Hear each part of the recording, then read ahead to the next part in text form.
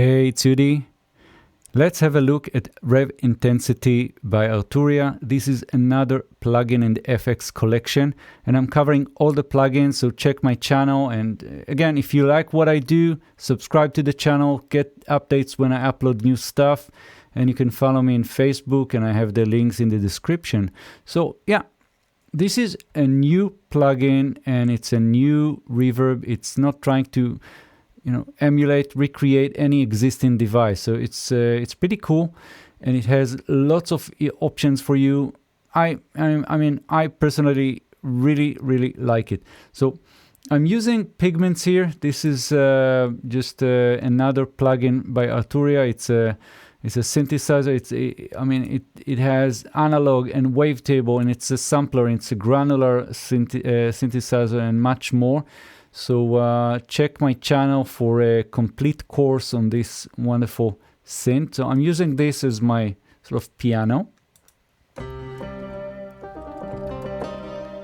And I wanted to create something that is spacey and ambient and that have a lot of reverb. So that's really a very good match here. So let's go through all these knobs and see if we can cover everything real quick. So pre-delay will give you a pre-delay. It will delay the signal before the reverb, and you can sync it to your BPM or go free. So it's either milliseconds or parts here.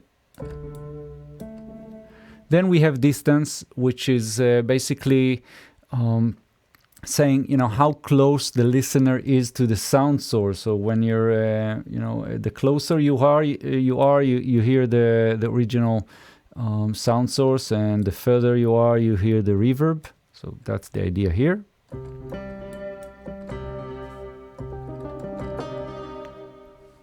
Then we have size, and other reverb might have things like chamber, room, hall, whatever space that the listener should be kind of standing in.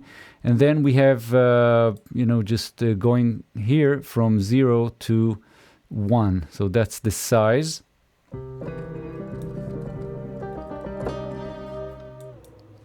And in the middle you can see the representation of the reverb, how it looks like,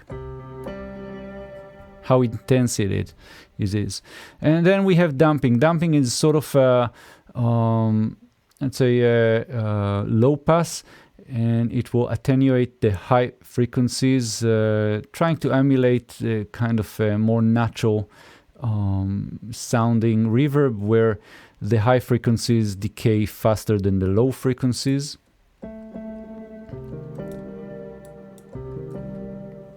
Then we have width, and again, if you're using this plugin as an insert on a mono, then that's going to be different. If you're using it as an insert on stereo, that will be something else. And I'm using this plugin as a send effect on a stereo bus, so of course there's a meaning to the widths here.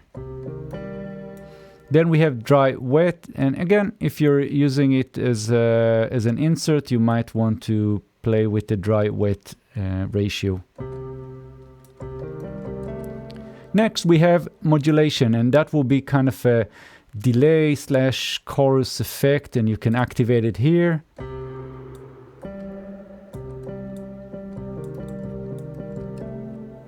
And it will give you a sense of, modulation, depth, something else into the signal.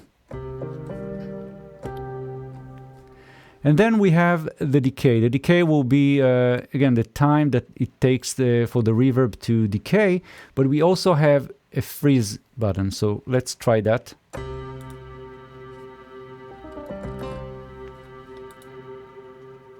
And it's really cool to automate that at times.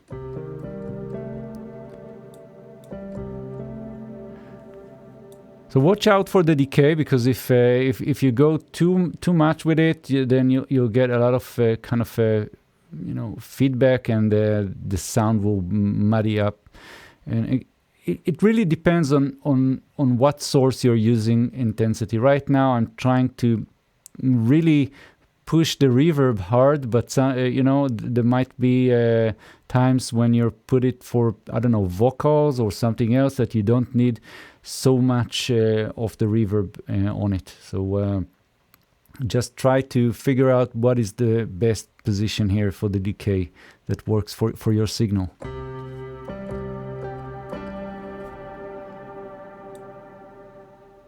So of course I'm trying to show you how this unit really pushes the sound, and that's fine. I mean, that's just for the demonstration. So next we have feedback. The feedback will feed back the signal to the unit and will create some sort of a, let's say, distortion into the signal. But watch out, I mean, they put this sticker here, use wisely. So I'll show you why.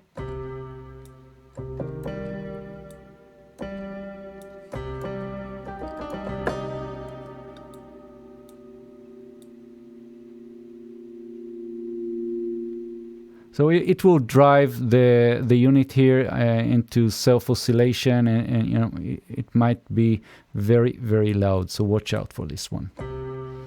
Then we have soft clip. The soft clip will give you sort of a gain boost and sort of a distortion or saturation after the post filter. So if you're attenuating the sound through the post filter, then maybe you want to just boost it a bit.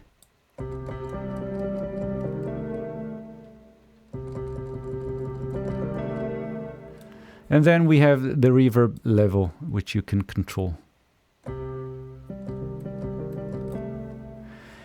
Well, now we're getting into the interesting part. So if you open up the plugin, at first you don't see the lower part.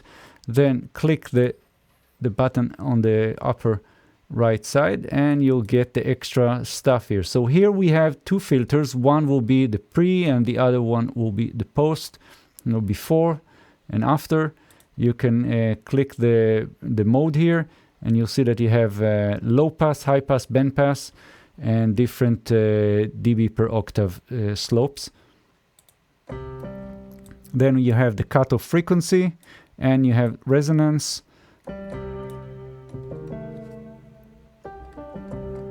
And this is really important because sometimes you just want to use the reverb on the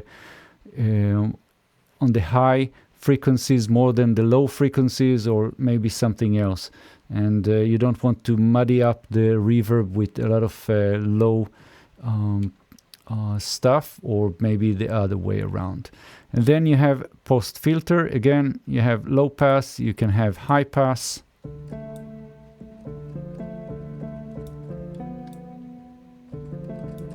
Resonance, and so on. So you can activate and deactivate here with the buttons.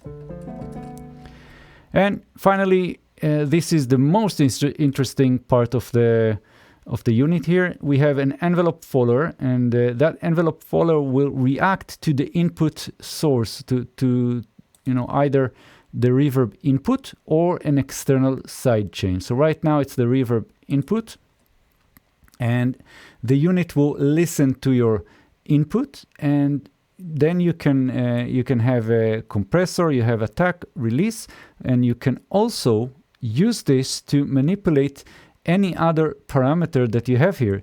So clicking this label here will give you all the options. For example, we can have the reverb level match whatever signal is coming in. So you can see the arch here, that's the reverb level here. And you can see that it will react to whatever we play through the unit.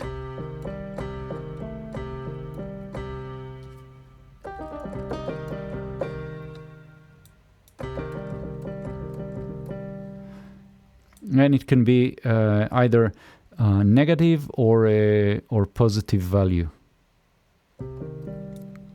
And again, we can do this for 4 different parameters. So clicking, for example, the size.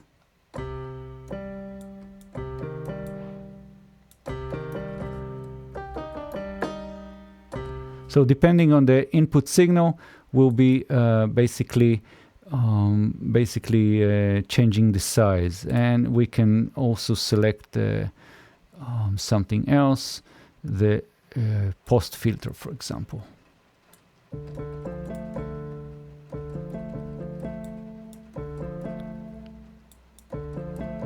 And you can see that in action here.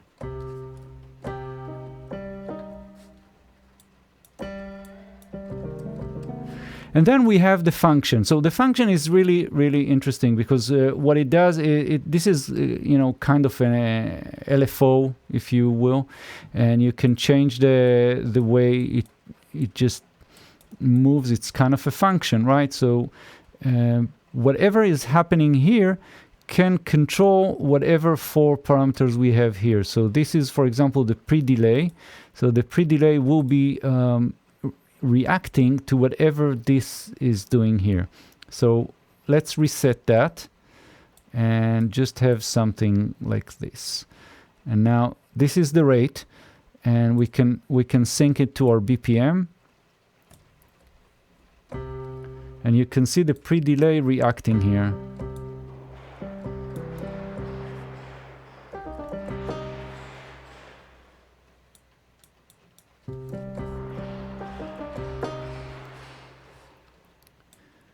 And you know, that's the idea here. I can do this for example, for the size.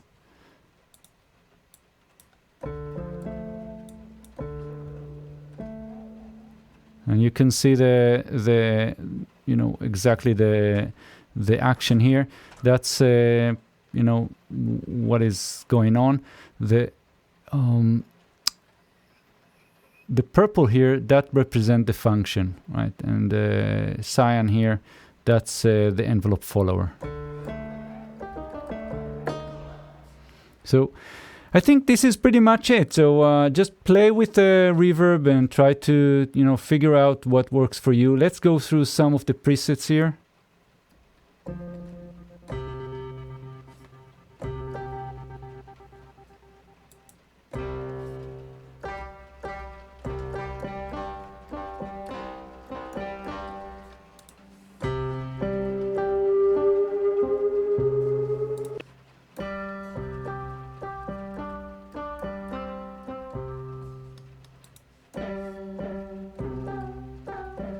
So as you can see, this is really, really creative. You can get a lot of very cool effects just, you know, by manipulating the functions here and the envelope follower and, you know, everything else.